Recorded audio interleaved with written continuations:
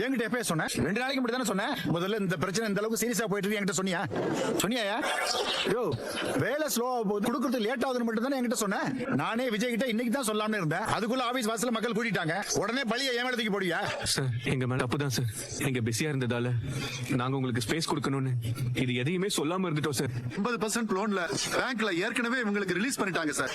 ஆனா 40%க்கான வேலையை கூட இன்னும் இவங்க முடிக்கல சார். கிட்டத்தட்ட 1 வருஷமா நான் என் வீட்டுக்கு லோனும் நான் இப்ப இருக்கிற வீட்டுக்கு வாடகையும் கொடுத்து ரொம்ப கஷ்டப்பட்டுக்கிட்டு இருக்கேன் சார். இப்ப வேலை நடக்கிற ஸ்பீட பார்த்தா 3 வருஷம் ஆனாலும் இவங்க இந்த வீட்டை முடிச்சு கொடுக்க மாட்டாங்க போல இருக்கு சார். நம்ம கேள்வி கேட்டா அதுக்கு திமிரா பதில் பேசுறாங்க சார். இவங்களை நம்பி பணம் போட்ட நாங்க எல்லாம் நடு தெருவுல தான் சார் நிக்கிறோம். விஜய் கன்ஸ்ட்ரக்ஷன் மேல உரிய நடவடிக்கை எடுத்து எங்க பணத்தை எங்களுக்கு மீட்டு கொடுக்கணும்னு நான் கை கூப்பி கேட்டுக்கிறேன் சார். விஜய் எப்படி இதெல்லாம் கவனிக்காம விட்டான்?